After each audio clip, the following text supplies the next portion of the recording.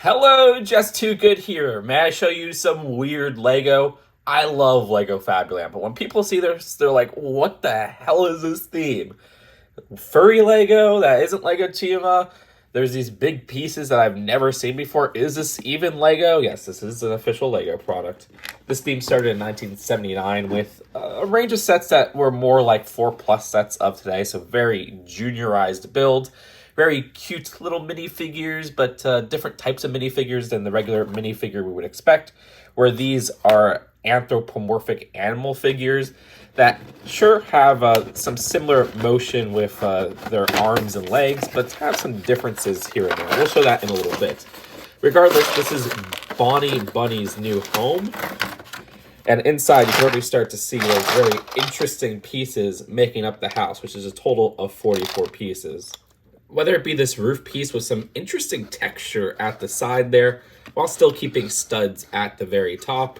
You can see how the inside is and how this is connected with those two separate shutter pieces.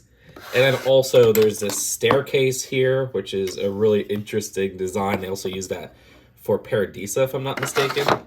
We have that nice Vespa scooter from the Fabuland line, which is another really cool build. And then also interesting accessories, especially for household goods. And this lamp, if you've ever seen this piece in other sets, this was actually originally from Lego Fabuland. This is the Fabuland street lamp. For Bonnie Bunny, this figure came in quite a few other Fabuland sets. The Fabuland minifigures are the weird part to a lot of people, which this design, again, this is a second-hand set. It's actually in pretty good condition since I got it from eBay opened accidentally. But the painting is so interesting on these. Like, I feel like this top head part is painted. It just has a weird texture to it, and also the detailing looks a little bit sharper than, say, a printed detail. Maybe I'm wrong, and it's just molded that way with that textured design. The printing at the front looks pretty sharp, too, for a figure of that time. Now, here's the thing with the Fabuland figures. When they first started in 1979, they had different eye designs, if you look. But about halfway through the line, Lego changed things up to a more cutesy eye design.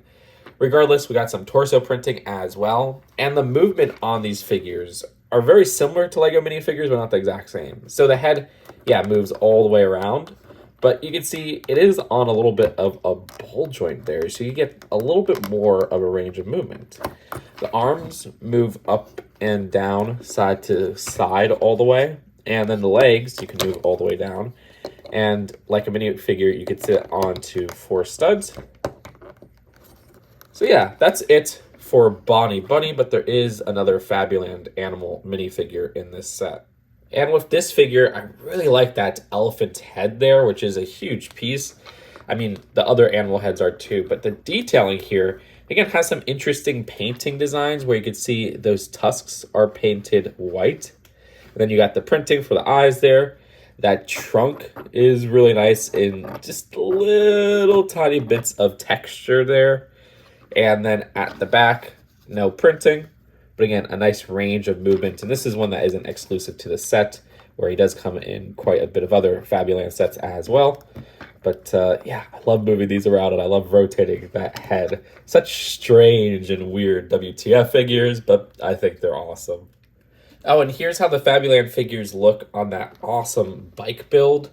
Love the design here with a little bit of a chunkier Vespa-esque design. And you can see how minifigures can hold that.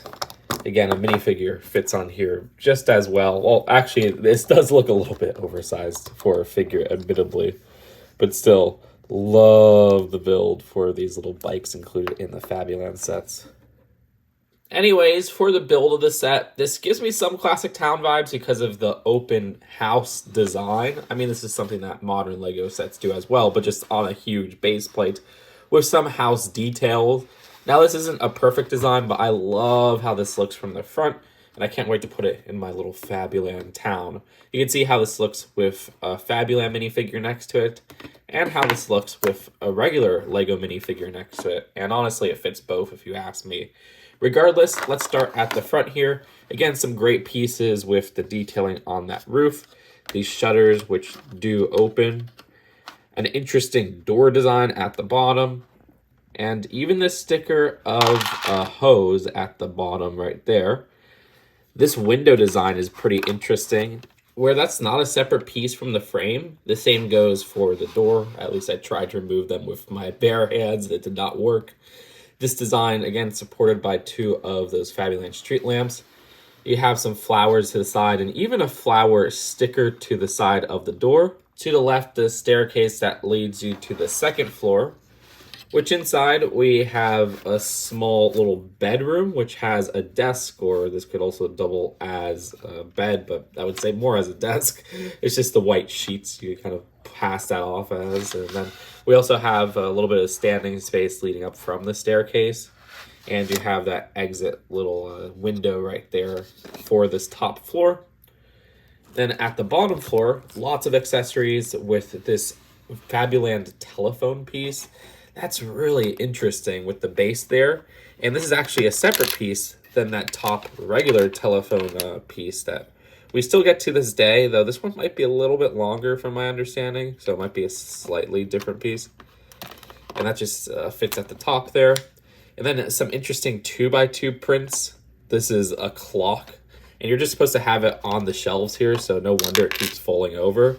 The same goes for this part right here, which this part keeps falling over because it doesn't have a stud attachment at the bottom. There's also this 2x2 picture frame of a farmhouse or maybe a schoolhouse. Again, that one's supposed to go on the shelf, but that keeps falling over, unfortunately. And then there's also a 2x2 print of some books. I keep trying to set up these tiles, but they keep falling over. Regardless, at the very bottom here, you can kind of see it, but we do have these 2 drawers, which this is just an interesting piece in general I haven't seen before. I wish they used this piece nowadays where you could fit just maybe like a minifigure head in there, so like a jar or something, or some studs. Come on, open up, come on. There you go. But isn't that really neat right there? Those 2 small little cupboard pieces, I guess would be the way to put it. And also we just have the regular drawer designs right here, which don't have anything inside as part of the build. Regardless, I think that's it for the build of this set. Let's take a look at the packaging and then the final verdict. Unfortunately, the seller didn't include instructions with this used listing, but this is a really nice box where it opens up just like that. Those are some spare pieces I couldn't find as part of the build. And then at the very top, there's a small little advertisement for Fabuland. And it's in different languages, but not in English. So, oh, there you go. Story with building instructions. It is actually in English there. Anyways, at the side, there's some great artwork as well. Like, these are some really nice looking boxes. And then at the very back, there's a whole bunch of alternate builds you can make from this. So overall, what is Lego Fabuland? In my opinion, it's one of my favorite Lego themes just because it is so freaking weird. They keep things minifigure scale, which is all I ask for from Lego. That's like my favorite thing is minifigures. So to have minifigure scale stuff is what I usually prefer. And then you have these house designs that is something we don't get from Lego nowadays. I love getting houses. That's why I really love this. But they use such weird pieces that aren't just in the standard town system. Also, the minifigures are very weird with how posable they are, how they're almost feeling like they're hand-painted or something. But I like the designs. I think they're adorable in an adorable way. They're ugly weird, but ugly adorable. Regardless, out of 10, if I had to rate this on my retro rating scale, I would rate this like a 7 out of 10 where I like the overall house design. And even though the figures aren't exclusive, there's some great pieces.